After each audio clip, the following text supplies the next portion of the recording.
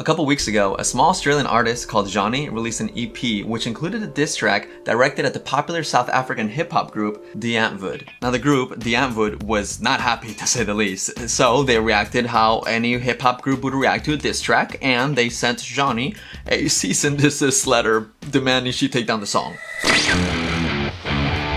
What's up, y'all? It's Edwin, and I got a few requests to cover this story, so I decided to look into it. And the more I looked into it, the more confused I became, because on one hand, you have the Antwoord, a huge hip-hop group from South Africa with over 1 million monthly listeners on Spotify, with popular songs like Baby's on Fire, and the music video has over 211 million views. And another song you might recognize is I Think You Freaky and I Like You a Lot. Sorry, I didn't use my baby voice. I like you a lot. Meanwhile, on the other hand, we have Zheani, whose most popular song is Lie and Look with 156,000 views. Now, I'm not saying this to insult her in any way. I'm simply showing the comparison in artist size. You know, her most popular song is only 156,000, whereas their most popular song, 211 million. The Antwoord, or... You should say her name properly. It's called the Antwoord. The Antwoord, whatever. We're gonna start calling them DA, alright? So DA gave Zheani the cease and desist letter just 3 days after she released her EP. Now, at the time of recording this video, her diss track, called The Question, has almost 9,000 plays. I believe that at 3 days after it was released, it could not have had more than 2,000 plays. You know what I mean? So like, I'm really wondering, what is it about this song that made them so angry that they wanted to silence her? Because not too long ago, Eminem had a small verse in one of his songs directed towards DA, and DA did not take it too lightly. They made an entire diss freestyle video on their YouTube channel. Yo, Em, how you doing, brah? What's up, Eminem? Oh my god, sorry we haven't hit you back in a second, dude, but we just heard your new shit. Sounds like you miss us. You're so funny. So when Eminem disses you in a song, you reply with an entire YouTube video dissing him back. But when a small Australian artist does it, you want to silence her with a cease and desist letter. Fishy. Not only that, but Yolandi made 2 Instagram posts responding to the diss track and describing her experience with Zheani. Oh, so they met Zheani. Gets personal then. But why did they want the song taken down so badly anyway? The cease and desist letter claims that Zheani made outrageous and fabricated claims that Yolandi and Ninja, real names Henri Dutoit, I don't know if I'm saying that right, Dutoit, and Watkin Tudor Jones, trafficked her to South Africa, picked her because she looks like their daughter, tortured her in a satanic ritual, and Ninja is a pedophile. We're not using actual bad words in this video, okay? Let's keep that in mind. The cease and desist letter also claims that Zheani knows her diss track is false because she pleaded to DA's management to hire her as her personal assistant, where her sole responsibility was to provide vegan meals. So my first impression of all this is, really? You're calling her claims in a diss track outrageous and fabricated? I mean, isn't that what diss tracks are supposed to be, like outrageous? And I guess sometimes fabricated? Eminem went to jail, got a little bit of semen in his bum, and he was never ever seen again, dumb. Come on, Ninja, you know about this. E-M-I-N-E-M-R-I-P. Finish him. So quick little backstory, just so this makes a little bit more sense, is that the Antwoord decided to fly Zheani all the way from Australia to South Africa back in 2013. And at this moment in time, Zheani was a fan of the Antwoord. Okay, I think that's all we should really need. Everything else will be all the other blanks will be filled in for us. Alright, we're gonna go over the diss track and the music video, because in the music video, she actually ended up using like text messages and stuff to back up the claims she made in her lyrics. So this is about to get interesting. Now I doubt I can play the entire song, so yeah, boy might have to do a little rapping himself. Hey look, she's wearing Eminem. Okay, so she begins by saying, "You said you fudging picked me cause I looked like your daughter. 16, you're disgusting. Peter, file, C-word." Gosh, Australians love that C-word. So the diss here is that the Antwoord picked Zheani because she looked like their daughter, whose name is 16. And is young, hence I guess they use the P-word. To me it kind of comes off like, "Ew, you picked me because I look like your daughter? You creep. P-word." You know what I mean? Like, I don't know if it sounds like an actual allegation that Ninja is also a pedophile. I don't think that's kind of what she literally meant. All I know is that Australians use words like this loosely, and it's a diss track, so what can you do? Oh, right. Cease and desist. Finish him. On the music video, she showed screenshots of him saying he feels horny. I'm sorry that I have to censor myself or say inappropriate words in a weird way. I just don't want to get this video demonetized, because when videos get demonetized, they get suppressed and then people don't get to see them. So Just expect more funny sounding words. He says, don't be shy of me, forward girl. Do you wish I was your real dad? To which she says, it's not fair to feel this. So, you know, maybe she was into it for a bit, but then the whole real dad message process, then she was like, whoa, what? Then he says, they've been lying to you. I'm sorry, this is why I've made contact. Then he continues sending lots of strange messages like, Satan is calling you, and saying she will start bleeding once she arrives and he will drink from her. And just a reminder, this is the peak of DA's fame, and she was a fan, and he was making plans to fly her from Australia to South Africa. So if you're familiar with my videos, you can maybe guess my initial criticism of this. Why is a hugely successful band trying to fly over a fan all the way from Australia to South Africa? Like the power dynamic, okay? And you're gonna see, these texts are very inappropriate, you know, the way he talks to her. He's 39 years old, I believe, at this time, and she is 20. He later says to her, do you like it that I'm actually your dad? She says, it's cute you like entertaining the thought. And he said, wank. He continues to shaxt with her, to which she goes along with until he says, if your dad fudged you. And she says, don't say that. To which she says, not your other dad. He's kind of implying that, not the dad you grew up with. Me, I'm your dad. Later, he says, what would you do if you were adopted and you found out that I got a chick pregnant when I was 17 or something, and then you found out I'm actually your dad? Like you find out you were actually adopted. What would you do? 5 minutes later, and he says, hello? She responds by saying, So, you know, it's very apparent that she goes along with the whole shack thing, right? But once he starts bringing up the I'm your dad stuff, she seems to stop reciprocating. To me, it seems like Ninja might have some sort of incest roleplay type of kink at the very least, you know? And I'm assuming that he must have told her in person that she looks like his daughter, because there's no like claims in the text conversations, but here's a picture of them both.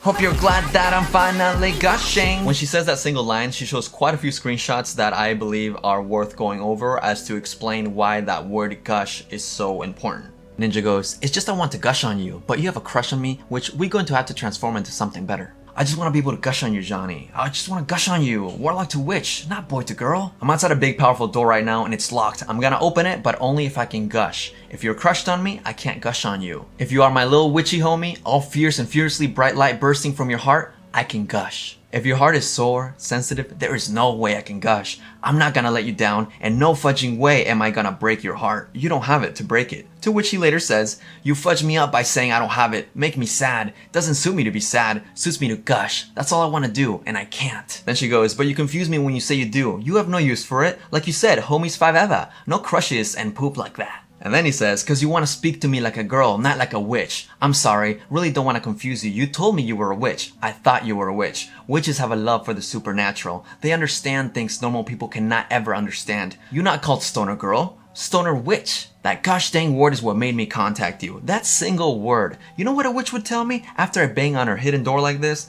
She would say, my door is open for you. Come inside me. Gush. Simple. Then Zheani says, I am supernatural. You're just this huge energy that's walked in on me and it's almost threatening. But I'm intrigued and I want to learn and play and gush. Ninja says, but I'm not gushing unless I know that door is open. Cause if I gush and your hidden door is locked, problem. Well, it's worth your while to have some patience with me. The ninja goes, it's worth your while to give me permission to gush and stop wasting precious darn time.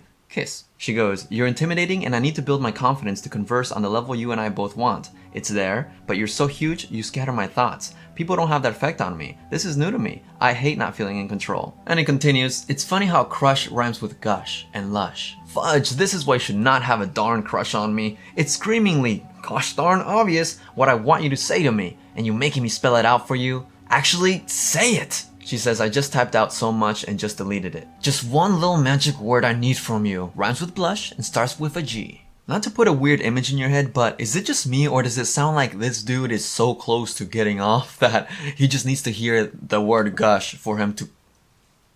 Zheani says, walking city streets, feeling frustrated. I won't say it until I have the time to soak it up, man. I won't let you waste your words on me. Too important. If I was at home on solitude, I would. To which he says, gay. Say it. She says, I start work in 20 minutes. It would be wasted. Ninja goes, or I'm stepping away for a while. Then Zheani finally gives in and says gush. Straight away, he sends her a picture of his fist with the word gush written on his fingers, and he goes, gonna be a long letter waiting for you after work. A light at the end of your tunnel. I'm sorry for putting it in your mind again, but that kind of sounds like he finally got off.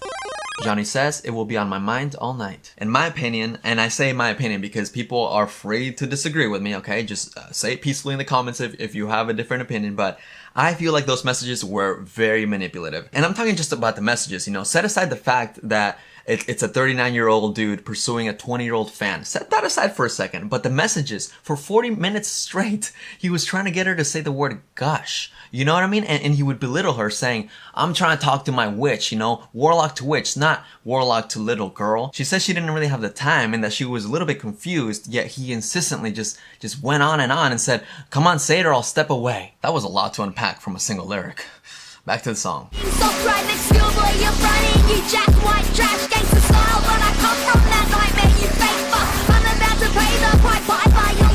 The disc calls Ninja fake because he attended Parktown Boys High School, which is one of the best performing schools in South Africa as well as in Africa, yet he presents himself as a white trash gangster. Furthermore, she brings up the allegations that Ninja jacked the gangster style from a group of street kids. Interestingly enough, the original article to the story is no longer available. Makes me wonder if the original website got a cease and desist letter too, since, you know, it wasn't in favor of the Antwoord. Huh.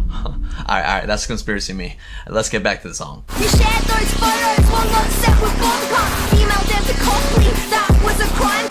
Here she's referring to Ninja on the set of Chappie. In 2015, there were reports that some of the cast and crew of the film called the Antwoord pure evil. And something interesting about the original article that reported on this, it also seems to be missing. It's becoming a pattern, isn't it? Things disappearing when they're not in the Antwoord's favor. The article also says it is claimed by two sources that Ninja sent explicit photos in the act of having fellatio performed on himself to at least one female member of the set. In the music video, Zheani shows a screenshot of what appears to be an email from Ninja to Charlotte Copley, including the explicit picture featuring Zheani. No, what was me? What was you? Your voodoo is broken. I feel like those lines are very self-empowering. You know, she's saying, don't feel bad for me, feel bad for yourself. That permanent mark you put on my body, that ritual, that spell you put on me, yeah, well, I'm getting it lasered off. While at the same time, I feel like by saying your voodoo is broken, she's saying that she can finally speak up for herself because she's been silent about her experience with Ninja for years. The dark was you and both unspoken coming back to haunt you and the questions finally asked who will choke cunt. Ninja! Zheani says Ninja's words are coming back to haunt him, while also ending the verse with a ninja to taunt him. Hey, now I'm rhyming. And while rapping the lyrics, she was showing more perverse messages from Ninja that she really didn't reciprocate. Classic Ninja number 1. I would love to talk to a group of people while you suckle on my wing wing. Classic Ninja number 2. Why are you excited for me? You're not allowed to talk to me or kiss me in front of anyone until we alone. Don't want anyone to see. Silent. Violent. Classic Ninja number 3. Well, welcome to my world. You're probably gonna have some very nice times with James at some stage. She says, you so random. That's obscure. Nope. Justin Bieber said never say never. Justin Bieber can have fun with my left nut. Classic Ninja number 4. I can't wait to spoil you. You so fun to spoil. I'm going to destroy your life. Totally screw you up. You won't have to do anything. I'm going to destroy everything. Classic Ninja number 5. I hope you come on your period while you're here, then I can sip some Bloody Mary for real. Sip from my lovely little stoner witch. Classic Ninja number 6. And my agents in LA, which are like the most powerful agents in Hollywood, they like total hardcore mafia. Anyway, they have come down so hard on the Chappie money, people about us. What am I reading? Classic Ninja number 7. Even Elton John said no gay relationships have a happy ending, like male. But I get what you mean though. I tried to be gay in high school once. Played a wank game with my homie. See who could make the udder come first. It fudged me up so bad after. So funny. Doesn't really suit me. Lesbians are fun though. When Alex is on drugs, he always tries to kiss me. He's such a nougat. What the hell did I just read? Classic Ninja number 8. I'm gonna do non-consensual actions to your behind one day when you're drunk with lots of lube and slow gangsta rap music.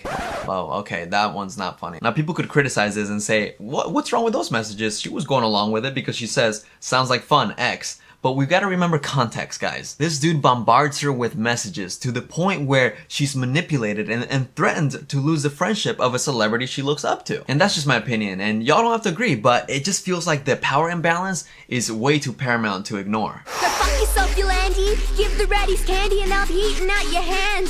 I don't give a fuck. You spent a decade with the man, getting brainwashed by this man. You're still playing out his plan and grooming up his fucking fans. You contacted me and I bet that he told me to. Zheani shows screenshots of the way she first got in contact with the Antwoord, which was when Yolandi followed her on Instagram and commented, "So cute." Then Yolandi asked how she could get in touch with Zheani via the comments, I assume because DMs didn't exist back then, and Zheani gave her her email. Then Yolandi told her she could delete the comment so others wouldn't hit her up. Zheani also shows Yolandi's first email to her, which included a picture of Yolandi and the message that read, "Yo yo yo, School of Foxes, what's pumpin'? Your style is on point. Ninja showed me your Tumblr blog. I like. He also gonna say hi to you. We'll be cool to hang and get high as fudge when I come to Oz next time. Stay bad." Zheani said the lyric, "You contacted me and I bet Daddy told you to," because in Yolandi's email, it shows Yolandi saying that Ninja showed Yolandi Zheani's Tumblr, essentially saying that Yolandi worked as a facilitator and hooked Zheani up with Ninja, and hence the whole grooming up the fans claim. I feel like the whole grooming allegation, especially when it pertains to adult grooming, is a very gray area. People will be very quick to dismiss it or criticize it. As for this, I'm not sure if it would hold up. And I mean, it is a diss track, so things could be exaggerated for dramatic effect, but I don't know. I don't know exactly where her head's at with this. Good little Renfield, just the way that he molded you. He trafficked me to Africa, that was your bright idea. And Zheani highlights the technical definition of trafficking. And she says it was Yolandi's bright idea because Ninja is shown saying so in a text message. And there's also an email showing Ninja covering Zheani's airfare and passport expenses. Filled me with fright, then the demon appeared. The fear, only 20 years to find out I'm deceived. The nice man from the internet's not who I came to meet. As you can see in the text, Zheani is saying for him to be nice to her even after they meet. I never told what happened cause the fear of disbelief. For years my brain could not conceive what happened to me. Now the next part of the music video shows a long note from Zheani describing her experience with Ninja when he flew her over to South Africa.